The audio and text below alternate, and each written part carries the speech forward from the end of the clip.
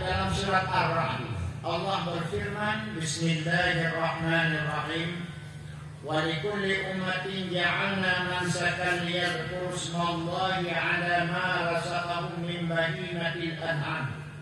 Bagi tiap-tiap umat kami jadikan mansaka, sembelihan, penyembelihan untuk supaya mereka menyebut dan mengingat nama Allah Subhanahu wa taala.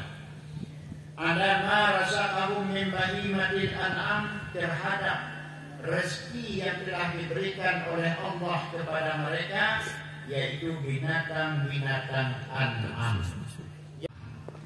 Binatang an'am ini Allah sebutkan di dalam ayat ini, yaitu rezeki yang diberikan oleh Allah kepada kita. Maka hanya binatang inilah yang sah dipakai untuk kurban udhiyah. Binatang inilah yang sah untuk kita pakai untuk akikah. Jadi 6 jenis binatang ini, yaitu binatang an'am yang sah untuk kurban dan untuk akikah.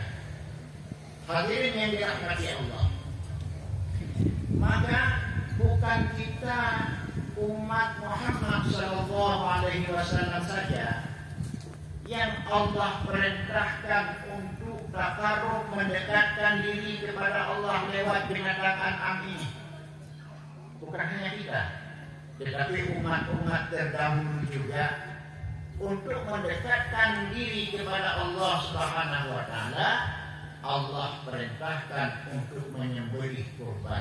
Sebagaimana kita maklumi di dalam sejarah bahwa asal daripada kurban ini adalah pada masa Nabi Allah Ibrahim alaihissalam. Itu sejarah yang sudah kita maklumi. Kemudian syariat Nabi Ibrahim tersebut diteruskan oleh Allah menjadi syariat Nabi kita Muhammad sallallahu alaihi wasallam.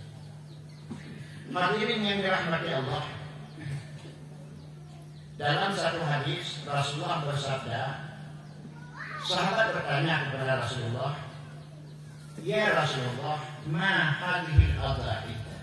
Wahai Rasulullah, apa kurban ini? Kemudian Rasulullah menjawab, sunnatu abikum Ibrahim, sunnahnya bapak kamu, yaitu Nabi Ibrahim. Sunnahnya bapak kamu, yaitu Nabi Ibrahim. Kemudian sahabat bertanya, fama lana fiha ya Rasulullah, apa keuntungan untuk kami ya Rasulullah pada kurban itu? Rasulullah menjawab, bikulli sya'ratin hasanah, setiap bulu daripada binatang yang kita sembelih itu, setiap helai bulunya satu kebajikan, satu hasanah dihitung oleh Allah kepada kita. Setiap bulu yang ada pada tubuh binatang yang kita sembelih itu untuk kurban kita, itu nilainya fahla di sisi Allah Subhanahu wa taala. Kira-kira kalau kita sembelih seekor kambing, kira-kira berapa bulunya? Kambing yang ada di situ tadi ini berapa bulunya? Kalau kerbau, Masya Allah. Begitulah fahla, nilai hasanah yang diberikan oleh Allah apabila kita mau menyembelih kurban. Hadirin yang dirahmati Allah. Kemudian berikutnya, dalam penyembelihan kurban, tentu yang pertama sekali hukum kurban di dalam mazhab yang kita amalkan, mazhab Syafi'i rahimahullah, hukum kurban sunnatun muakkadatun. Hukum kurban itu sunat muakkad. Akan tetapi kurban terhadap Rasulullah, terhadap diri Rasulullah, ini hukum khususiyah. hukum khusus kepada Rasulullah, kurban itu wajib atas Rasulullah. Maka Rasulullah tidak pernah menyembelih kurban hanya 1 ekor kambing. Tidak pernah.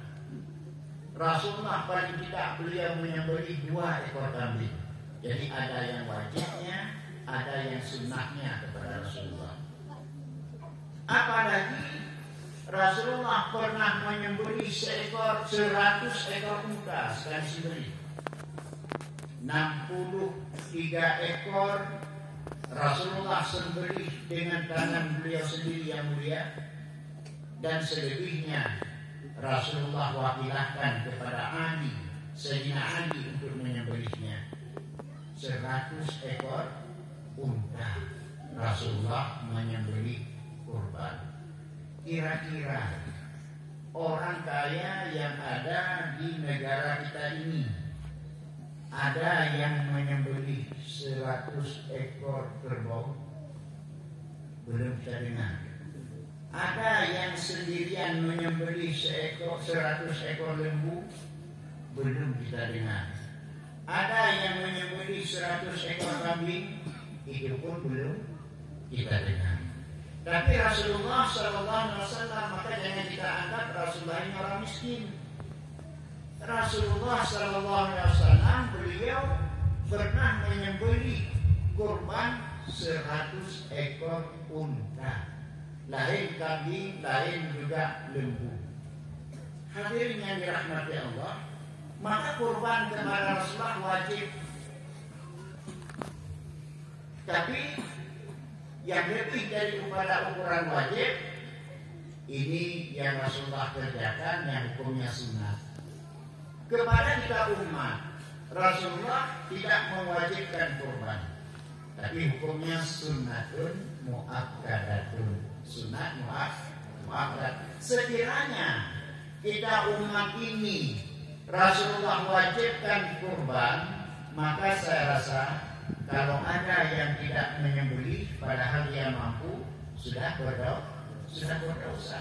Inilah hikmah kenapa Rasulullah tidak mewajibkan kurban itu kepada kita umat. Pertama hukumnya. Kemudian yang kedua, hati-hati di dalam pelaksanaan kurban. Tentu yang harus ada kehati-hatian kita, yang pertama sekali, binatang yang kita cari. Binatang yang kita cari itu, yang kita beli itu, kita lihat jangan ada cacat-cacatnya. Jangan ada kekurangan-kekurangan pada tubuhnya. Jangan dicari binatang yang pincang. Itu menjadi cacat, tidak sah untuk kurban. Jangan dicari binatang yang buta misalnya, atau biji matanya ada tapi tidak bisa melihat. Ini pun tidak sah untuk kurban. Jangan dicari, jangan dibeli binatang yang misalnya sudah putus telinganya. Itu pun karena ada sebagian tempat orang memelihara kerbau itu, dia potong telinganya. Karena kerbau itu dilepaskan ke hutan, ke gunung, dipotong telinganya. Ini tanda yang terpotong telinga berarti punya si A.